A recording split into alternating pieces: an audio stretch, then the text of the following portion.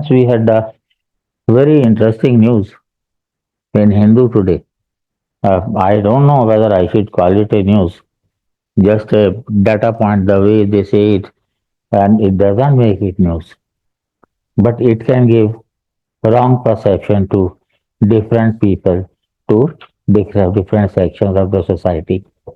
The caption says 8 IITs and 7 IIMs, over 80% faculty are from general category. We should call it open, but they say it is general. Okay, let it be. What is say? In IIM Indore, 106 of 109, that is 27% are held by faculty belonging to general category. They have given all these things here.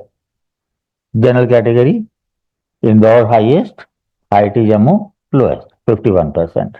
That way, the sequence is there. How many are SCs? This is here. How many are STs? Again, it is there. So, EWS and EWS category has been created only recently. Hmm? And this is in IITs. IIT Mumbai, mostly general category. IIT Patna, half of it, rest is reserved. The statistics can be viewed. But what does this mean? Is there an overwhelming presence of open category people in the academics? And is it to be blamed for other categories not to come up? पहली बात तो ये है कि this categorization, have been deadly against this kind of reservation system. But even if you agree, let us say, the system is absolutely faulty because you have to decide on the basis of how many people in a particular category qualify for that post. अब मान लीजिए कि IIT में जो है, IIT Mumbai में 98% है general category, और इधर पटना में जो है it is other way round, बहुत कम है. How many people take admission in SC, ST, OBC in the IIT and IIM, and how many of them make it to that level that they can be appointed as lecturer? पता है majority तो वैसे ही drop out हो जाते हैं graduate level पे, और बाकी जो बचते हैं वो क्यों बने भाई? आईआईटी में लेक्चरर बनने के लिए you need a PhD, post doctor also.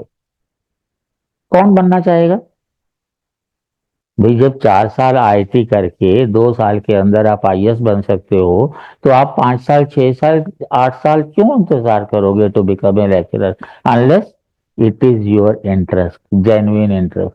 कितने लोगों का जेन्युइन इंटरेस्ट होता है? लोग क्या आईटी इसलिए करते हैं कि उनको जो है लेक्चरर बनना है? कितनी सैलरी होती है एक लेक्चरर की, असिस्टेंट प्रोफेसर की? 1.25 lakh. And immediately after you finish your BTech, you can be offered a job up to 1 crore.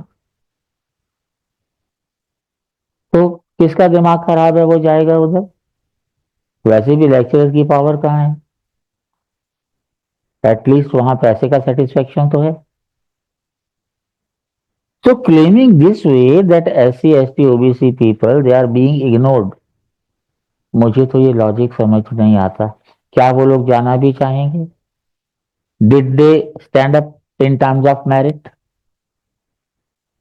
कितने लोग हैं आईआईटी वाले जो, जैसे सिविल सर्विसेज में about 2/3 candidates who aspire to be civil servants, they are from engineering background, and many of them from IITs also and IIMs also. तो ये फैलाना डाटा पॉइंट में there is no analysis also, तो you can have your own view कि general category वाले सारी seat ले जाते हैं भाई, सारी पोस्ट ले जाते हैं. लेट अस से for any particular exam in UPSC, let us से reservation is there on the basis of population, not on the basis of how many graduates are there, because the minimum qualification is graduation. तो minimum qualification कितने लोग qualify करते हैं उसमें, on that basis should be there. अब एससीज में मान लीजिए कि 5% ही ग्रेजुएट हो, लेटर से ज्यादा भी हो सकते हैं, 15% रिजर्वेशन है उनके लिए। एसटीज में तो उनसे भी कम होंगे, एसटीज में। So what kind of statistics you are providing? I think Hindu must respond to my query. पहली बात तो ये है कि जितनी पोस्ट हैं जिस क्वालिफिकेशन के बेस पे, उस क्वालिफिकेशन के कितने लोग प्रोपोर्शनेटली डिफरेंट कास्ट के हैं, general category, SC, ST, OBC, उसी के बेस पे रिजर्वेशन होनी चाहिए। मान लीजिए कि कोई स्पेशलिस्ट जॉब है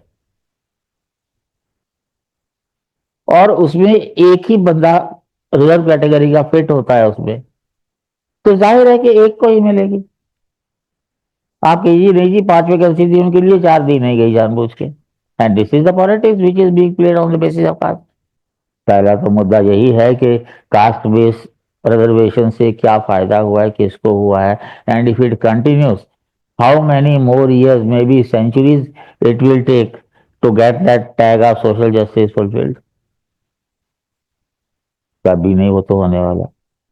और जब वो होगा तब तक जो है वो जनरल कैटेगरी लोग जो है वो ईपीएल में आ जाएंगे, तो रिजर्वेशन ही करते रहोगे। Reservation on the basis of government education, primary school and high school and higher secondary, वो तो मैं पहले भी एडवोकेट कर चुका हूँ। लेकिन इस तरह का रिजर्वेशन होना, ये तो मेरे को समझ नहीं आता। एक चीज बताओ कि कोई भी एससी, एसटी, ओबीसी पीएचडी क्यों करेगा भाई, जबकि मेजोरिटी तो वैसे ही ग्रेजुएशन से ड्रॉप आउट हो जाती। ये भी देखना चाहिए था कि उनको ग्रेजुएट होने के बाद, आईआईटी आईएम के बाद, इन जनरल बाकियों के कंपैरिजन में क्या पैकेज मिलता है, क्या उनके बराबर भी मिलता है? डेफिनेटली नहीं मिलता होगा, हालांकि मुझे नहीं पता, क्योंकि उनका एकेडमिक ग्रेड ही उतना नीचे होता होगा। तो हाँ, जिनके पेरेंट्स जो हैं खुद आईएएस हों या आईटी हों वो अलग बात है, और उनको उस कैटेगरी में गिनने की नौबत ही क्यों आती है, वो तो वैसे ही बाहर कर देने चाहिए। पॉलिटिशियन डिस्कस करते रहेंगे, कभी करेंगे नहीं। तो देयरफॉर आई विश स्टूडेंट्स जो हैं वो रटते हैं, अच्छा ये स्टैटिस्टिक्स आ गई, ये आ गई, ये आ गई, it is all false unless there is analysis. और एनालिसिस भी कोई ऐसा वैसा नहीं चलेगा। You have to talk in terms of economy, you have to talk in terms of rural urban, you have to talk in terms of social background, you have to talk in terms of public private education, and number of criteria have to be used, and then you have conclusion that will be more genuine. And I think Hindu को ऐसे तरह के data point से बचना चाहिए।